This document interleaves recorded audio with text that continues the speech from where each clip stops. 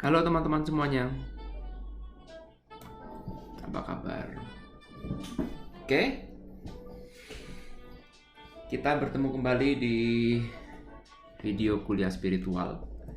Dan kali ini, di video ini saya akan membahas satu topik yang sangat-sangat menarik ya. Dan saya yakin teman-teman juga pasti akan mendapatkan manfaat dari video ini. Oke, karena itu supaya video ini tidak terlalu lama, tidak bertele-tele di intro, maka mari kita siapkan kertasnya, siapkan catatannya, siapkan pulpennya ya. Belajar spiritual harus seperti itu. Anda tidak bisa melihat video ini hanya sambil lalu, Anda tidak akan dapat pelajaran yang maksimal kalau Anda tidak mencatat ya. Selalu Anda harus mencatat apa yang Anda dapatkan dari setiap video yang Anda tonton. Ya, siapkan buku, siapkan catatan. Ya, sebaiknya dalam bentuk buku karena buku itu nggak bisa hilang kalau kertas bisa hilang. Buat buku satu khusus untuk ya sebut saja sebagai buku teori atau buku ilmu pengetahuan. Buku apapun itu Anda tulis. Dan setiap kali Anda mendapatkan pelajaran sesuatu Anda tulis dan dari sana nanti Anda bisa merenungkan, Anda bisa membaca ulang tulisan Anda. Jauh lebih baik daripada Anda cuma sekedar melihat video ini berulang kali. Betul ya? Oke, mari kita lanjutkan pembelajaran kita yang makin seru ini.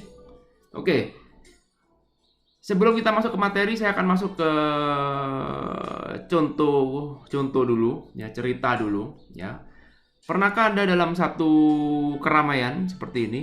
Kalau Anda lihat di sini, ya, jadi misalkan Anda lagi di mall, ya, lagi berjalan di mall. Kalau Anda dengar di sini, Anda lihat di mall itu biasanya berisik karena banyak orang kan, orang berbicara, dengar musik seperti yang menjadi background musik di belakang saya ini. Ya, kemudian kalau Anda pergi ke mall tuh banyak sekali suara yang ada di dalam mall itu, ya. Lalu ketika Anda lagi berjalan, tiba-tiba ada seseorang, ya, yang memanggil nama Anda. Ya, jadi nama saya Irwan. Kalau misalkan tiba-tiba saya lagi jalan nih di mall, terus tiba-tiba ada orang manggil, Irwan, hey, Irwan. Ya, maka apa yang terjadi?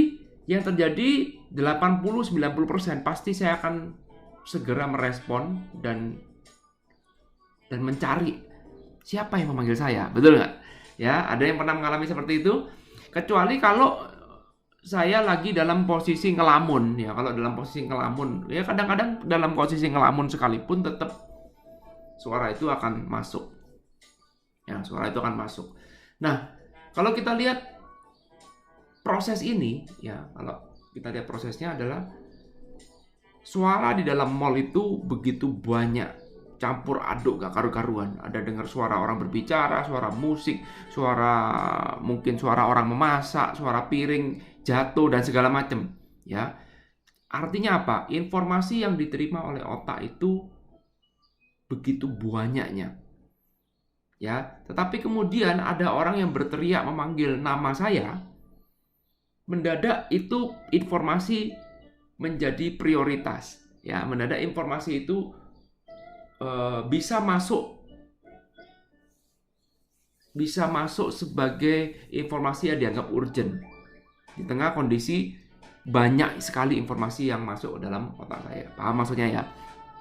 Nah, proses yang baru saja kita pelajarin itu disebut dengan reticular activating system, ya, atau yang kita singkat dengan RAS, ya. Mari kita lihat sedikit teorinya. Ya, saya ambil ini dari medium.com, ya. Nanti linknya akan saya masukkan ke kolom deskripsi supaya Anda sendiri juga bisa belajar.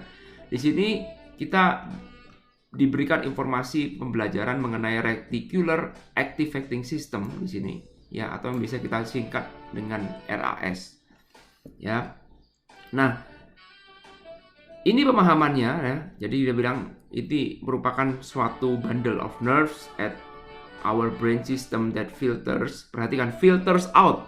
Ya, jadi dia ini adalah suatu kemampuan yang dimiliki oleh otak kita, memiliki kemampuan oleh saraf-saraf yang ada di dalam otak kita, ya. Kemampuan untuk apa? Untuk memfilter, perhatikan di sini, untuk memfilter informasi yang tidak penting, ya, sehingga yang menjadi penting itu bisa langsung masuk diprioritaskan.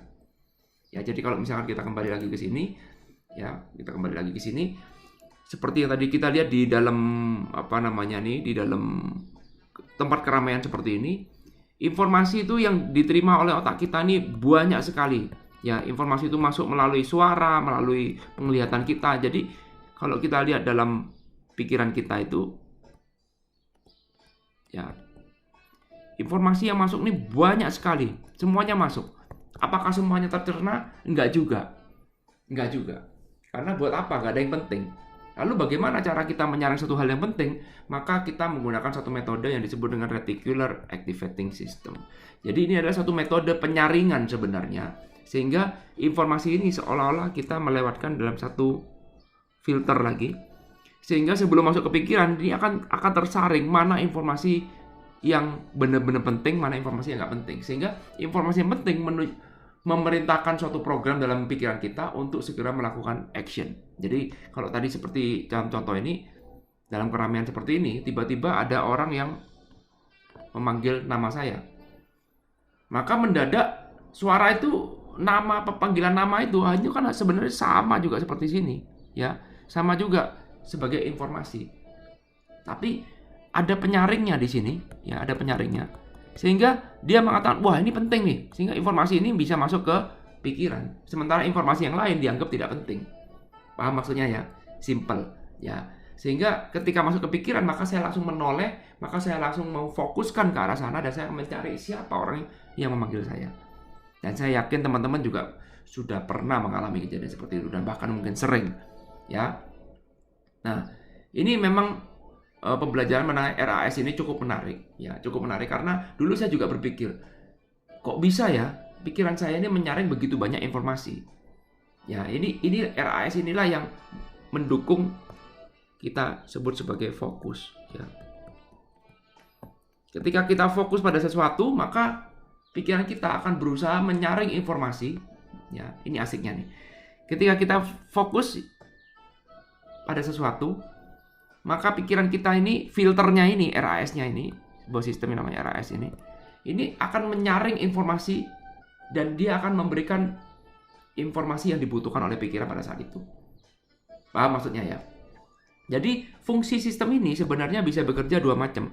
Satu, dia bekerja berdasarkan, perhatikan di sini ya, berdasarkan dari yang di luar, masuk informasi luar, disaring, kemudian dipilih informasi mana yang paling pas buat pikiran kita. Ini cara kerjanya. Cara kerja kedua, bisa juga pikiran sudah menentukan dulu mana yang mau dicari, sehingga RAS ini menyaring informasi yang masuk dan dia akan memberikan feedback.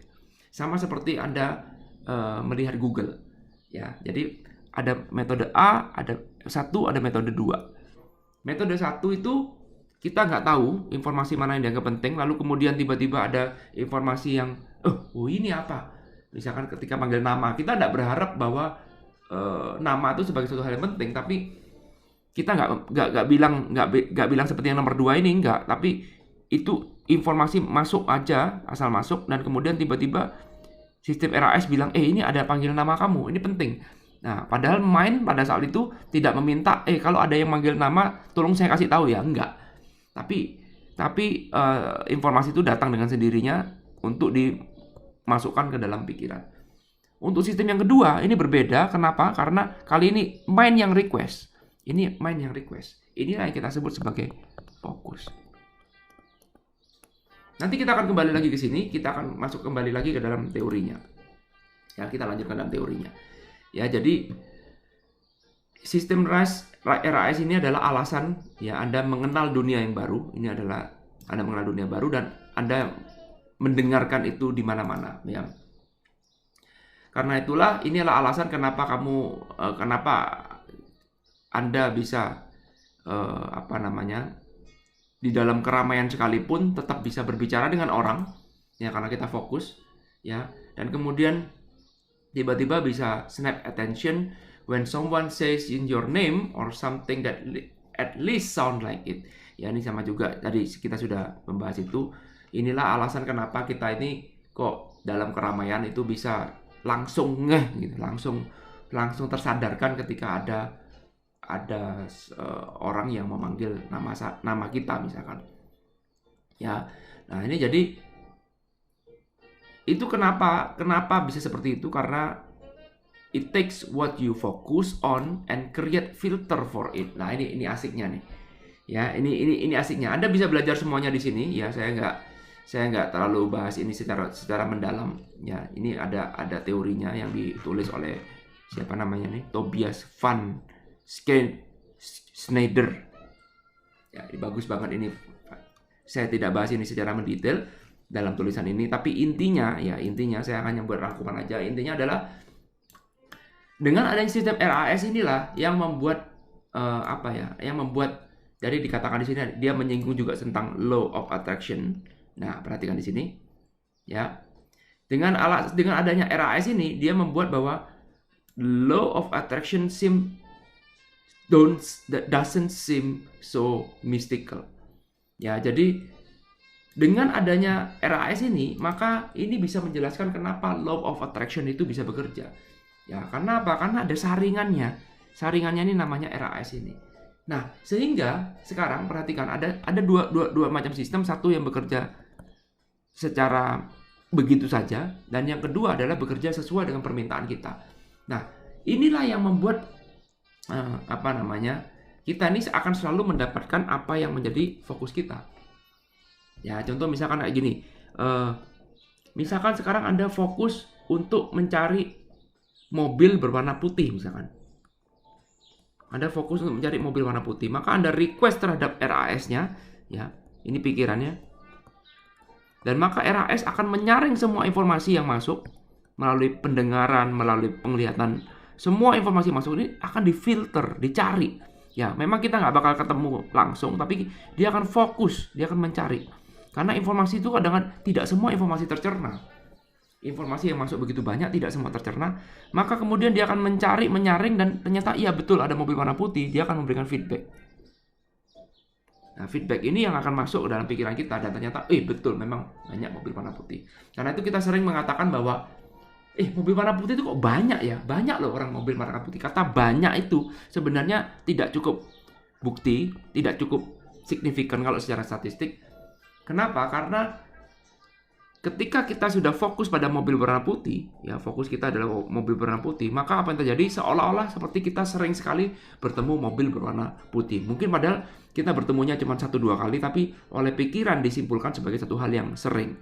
Sehingga Anda percaya bahwa, perhatikan, ketika sudah disimpulkan, maka pikiran akan percaya bahwa banyak mobil berwarna putih di sekitar kita.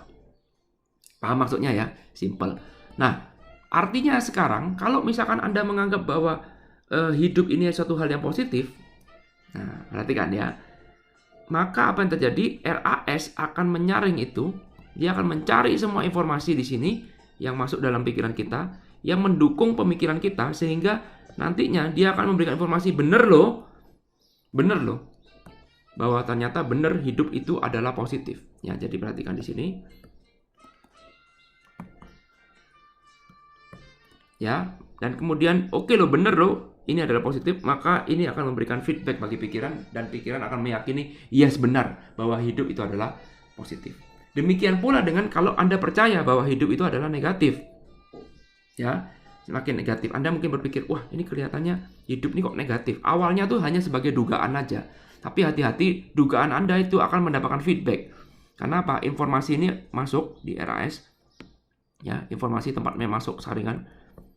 Informasi ini begitu banyak dan random, ya banyak sekali informasi yang ada masuk, terutama sekarang zaman internet, ya. Sehingga informasi itu bukan cuma masuk dari apa yang Anda dengar, apa yang Anda lihat di luar, apa Anda lihat di handphone Anda pun, di gadget Anda pun itu juga memberikan informasi. Ya, dan tidak terasa juga ternyata informasi itu pun juga disaring dan itu Anda akan diarahkan. Perhatikan di sini ya. Gini. Anda mencari bahwa ini negatif, Pak. Ini hidup ini kelihatan negatif. Maka dicarilah informasi yang masuk dan dikonfirm bahwa oh yes benar. ada loh informasi yang negatif, dan informasi yang negatif yang Anda cari itu akan menjadi prioritas. Jadi dia ada di sini, langsung dimasukkan di sini, prioritas. Informasi lain nggak masuk, ada prioritas. Maka Anda masuk lagi ke mind, nah seperti tadi, maka Anda akan percaya bahwa iya sebenarnya hidup ini banyak negatifnya. Dan ketika mind sudah masuk, itu akan memberikan bukti bahwa apa yang Anda cari itu sudah sudah tercapai, maka mind akan membentuk sebuah belief system. Ya, Anda sekarang mulai paham. Terbentuklah suatu namanya belief system. Semakin banyak bukti yang dikumpulkan terus, maka lama-lama dia akan membentuk suatu belief system. Dan ketika menjadi belief system, maka ini adalah menjadi program yang paten ke dalam RAS-nya. Ya, tadinya Anda cuma iseng-iseng aja, coba cari-cari ya, coba siapa tahu benar ini hidup adalah negatif. Ya, kemudian Anda cari, ternyata informasinya ada. Itu awalnya cuma iseng, ya awalnya di sini itu yang garis biru ini cuma iseng aja, atau belum kuat. Ya, kalau kita ngomong ini belum kuat. Ya, tapi karena Anda lakukan keisengan ini berkali-kali dan kemudian Anda mendapatkan feedback terus, ya of course dapat feedback karena perintah pikirannya akan selalu ditindaklanjuti oleh RAS ini, sehingga informasi yang tadinya masuk ada informasi positif juga, tapi karena Anda minta request yang negatif, maka informasi yang positif jadi diabaikan. Sekarang masuk informasi yang negatif, dan ini diberikan feedback terus-menerus, maka pikiran mulai percaya. Ya, ini belief. Ya, mulai percaya, iya bener ya, buktinya saya ngalami A, ngalami B, ngalami C, bahwa saya ini memang hidupnya jelek, hidupnya negatif, maka itu akan menjadi belief system. Ya, oh ya bener terus, berkali-kali bener akan menjadi belief system. Maka ketika menjadi belief system, maka ini akan menjadi program yang sifatnya paten, yang sifatnya kuat. Ya, sekarang sudah nggak lagi main-main, tapi sudah benar-benar perintah dari pusat, perintah yang sudah paten, yang sudah sulit dibantah, yang sudah yakin, yang sudah pasti, ya, yang sudah pasti. Jadi yakin, yang sudah yakin. Maka ketika seperti itu, maka RAS akan menyaring lebih pasti lagi, sehingga semua informasi negatif akan semakin muncul dan kemudian buktinya akan semakin kuat terus. Ini circle berulang kali. Sehingga Anda akan menyimpulkan hidup bahwa saya ini orang yang sial, saya ini adalah orang yang memang gak ada hoki, saya ini adalah orang yang apes melulu. Coba aja lihat, bentar lagi pasti yang berulang. Nah, inilah polanya seperti ini. Siapa yang menyebabkan seperti itu adalah sistem yang namanya RAS. Inilah saringannya. Dan saringan ini hanya bekerja berdasarkan dua cara tadi. Ya, dua cara tadi. Mana tadi yang tadi? Ya, ini dia. Berdasarkan dua cara tadi. Bisa dipahami ya? Tadi kalau dalam contoh ada orang memanggil nama, ini masuk cara yang pertama. Random, sepertinya random, tapi dianggap, ini informasi kelihatannya penting. Jadi yang memutuskan penting apa enggak itu RAS-nya, berdasarkan pengalaman. Tapi ada juga yang kedua, berdasarkan request dari pikiran. Tolong carikan mobil warna putih, tolong carikan kupu-kupu warna kuning, tolong carikan cewek cakep keturunan Chinese misalkan. Oh ya, maka itu akan menjadi program, ya, menjadi program yang akan dicari. Oke, akan saya cari dulu. Bisa ketemu, bisa nggak ketemu. Ya, perhatikan. Cara yang kedua ini bisa ketemu, nggak ketemu. Tapi sekalinya ketemu, maka Anda akan menjadi semakin yakin. Berarti ada loh. Ada loh. Ya, perhatikan. Inilah pola pikir dari pikiran kita. Anda mau suka atau nggak suka, inilah pola pikir dari pikiran kita. Inilah juga kenapa Anda bisa hidupnya jadi sial terus, atau jadi beruntung terus, juga bisa. Positif terus. Bahagia apa enggak tergantung dari RAS-nya ini. Ini juga yang membuat Anda menjadi lover atau menjadi fans setia atau menjadi hater. Ya, perhatikan. Kalau misalkan Anda menjadi seorang hater terhadap seseorang atau terhadap sesuatu, ya, maka itu secara tidak langsung Anda tuh sebenarnya sudah memberikan perintah pada otak, pada pikiran ini untuk menyaring informasi. Carilah informasi yang mendukung hate saya, mendukung kebencian saya. Oleh karena itulah seorang hater itu kerjanya ya memang hate, kerjanya memang membenci. Jadi segala informasi yang coba Anda terangkan, ya, Anda memberikan pembelaan kepada orang yang sudah benar-benar membenci Anda, maka semua pembelaan itu tidak akan bisa diterima, sulit. Kecuali kalau dia bisa membuka diri. Ya, tapi biasanya seorang hater biasanya sudah akut. Karena apa? Untuk menjadi seorang hater pun juga ada prosesnya. Nggak ada orang yang hater itu tiba-tiba langsung jadi hater. Nggak mungkin. Pasti prosesnya iseng aja. Kok si A ini brengsek ya kelihatannya. Lalu saya cari informasi. Cari informasi. Dan karena saya cari informasi tentang kebrengsekannya si A, maka apa yang terjadi? Informasi itu akan disortir mendukung kebrengsekannya si A itu. Sehingga apa yang terjadi? Saya percaya bahwa ya benar. Awalnya mungkin informasi itu masih berimbang antara dia baik apa nggak baik. Maka kemudian lama-lama pikiran lebih pro kepada yang tidak baiknya. Maka saya akan mendapatkan informasi yang nggak baik tentang si A itu makin sering. Dan kemudian saya makin percaya, terbentuklah suatu belief system. Yes, menjadi seperti paten seperti ini. Dan ketika sudah menjadi paten, maka saya resmi menjadi hater. Dan ketika sudah menjadi hater resmi, maka semua informasi apapun itu ditolak. Bahkan kalau bisa YouTube-nya pun, kalau bisa media sosialnya pun mendukung apa yang menjadi kebencian saya. Ya, itu sekarang zaman media sosial seperti itu, sehingga kita sulit sekali untuk menjadi netral, sulit sekali untuk menjadi balance, sulit sekali untuk menjadi untuk menjadi berimbang, ya, tidak menjadi objektif, sulit. Karena semuanya itu sekarang didesain jadi seperti itu. Nah, pola seperti inilah yang sekarang lagi digunakan mungkin untuk merusak negara, misalkan merusak rumah tangga orang, macam-macam. Karena intinya adalah buktikan bahwa itu benar. Oh ya benar. Ya, dan bukti itu akan muncul ketika Anda bergabung dengan grup yang sama dengan Anda. Misalkan contoh sederhana, misalkan Anda sekarang anti pemerintah. Misalkan ya. Mau soal pemerintah aja. Ada grup yang pro pemerintah, ada grup yang anti pemerintah. Betul? Dan ini wajar dalam sebuah negara demokrasi, ya memang ini wajar-wajar aja. Yang nggak wajar adalah kalau Anda berlebihan. Kenapa orang menjadi berlebihan? Kenapa? Karena sekarang grup yang pro pemerintah punya gengnya sendiri, grup yang anti pemerintah punya gengnya sendiri. Ya, sehingga sekarang disinilah kumpulan orang ekstrem bertemu, sehingga kalau sekarang Anda anti pemerintah, Anda akan ikut di grup ini. Dan semakin Anda ikut di grup ini, maka ini akan RAS-nya menjadi semakin kuat, pikiran Anda semakin yakin bahwa memang pemerintah ini nggak benar. Ya, jadi ilusi. Itu namanya ilusi. Kenapa? Karena pernahkah Anda itu supaya netral, pernahkah Anda itu bermain-main ke grup yang sini? Nggak pernah. Karena apa? Semua yang ada di sini itu dibilang salah. Ditolak semua informasi itu karena pikiran kita sudah memberikan satu perintah bahwa saya itu anti pemerintah, saya itu nggak pro pemerintah. Demikian pula dengan yang pro pemerintah, ya sama juga dia sudah jadi ekstrim, maka dia akan jadi hater di sini, betul? Dia nggak akan mungkin bergaul di sini, enggak. Dia akan bergaulnya cuman di yang pro pemerintah. Sehingga apa yang terjadi sekarang ini, media sosial bisa membuat komunitas ini menjadi mudah sekali untuk diakses, informasi ini menjadi mudah sekali diakses, sehingga kita pun juga akan mudah sekali untuk menjadi hater. Mudah sekali. Karena itu, sekarang menjadi hater itu nggak bisa bikin Anda jadi bahagia. Betul? Jadi kalau Anda menjadi seorang hater, itu nggak bisa bikin Anda bahagia. Terlepas Anda berada di grup manapun. Mau Anda pro pemerintah maupun anti pemerintah. Kenapa? Karena pada intinya, pemerintah ya ada plus minusnya juga. Betul? Anti pemerintah pun juga ada plus minusnya juga. Jadi nggak ada yang plus semua, minus semua, nggak ada. Tapi di dalam grup ini, Anda kalau anti pemerintah, Anda melihat seolah-olah anti pemerintah itu plus. Betul? Demikian pula kalau ada di sini ya. Kalau Anda pro pemerintah, maka seolah pro pemerintah itu semua pemerintah yang lakukan semuanya plus. Inilah yang membuat diri menjadi ekstrim, sehingga kalau Anda menjadi ekstrim, maka itulah muncul menjadi hater. Tidak ada orang yang menjadi hater tanpa masuk zona ekstrim. Karena apa? Karena dia juga ada satu yang disebut dengan fanatisme. Betul? Fanatis. Ekstrimnya begini.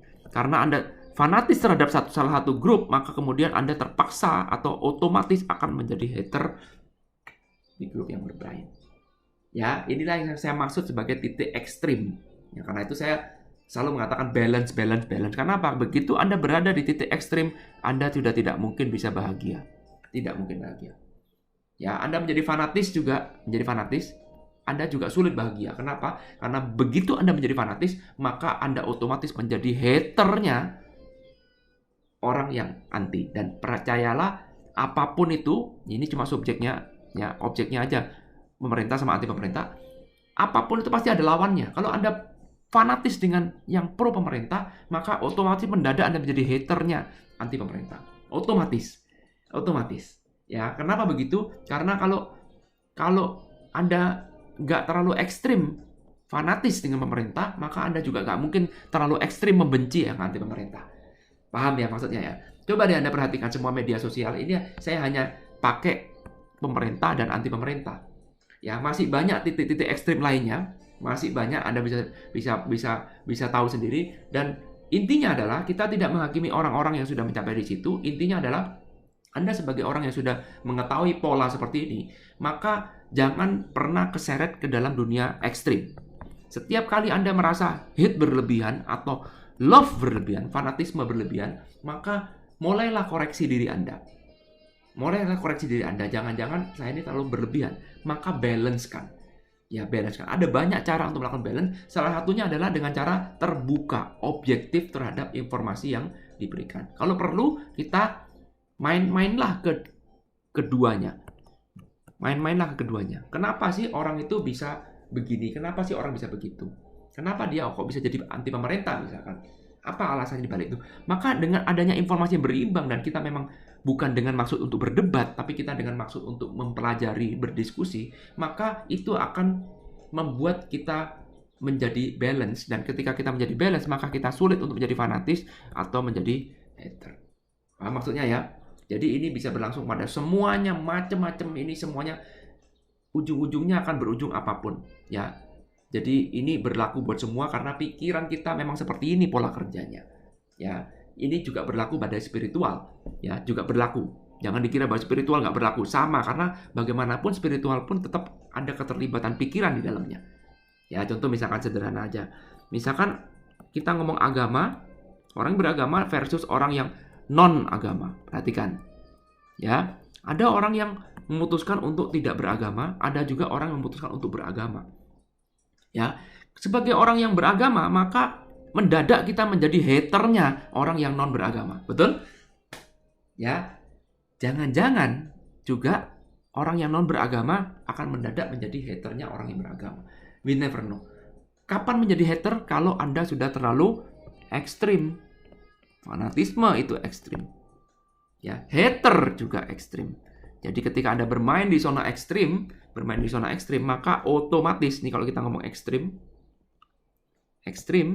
oke, maka otomatis ketika Anda ekstrim ke kiri, otomatis Anda menjadi hater di sini, otomatis. Ketika Anda menjadi ekstrim di sini, maka Anda menjadi hater otomatis di sini.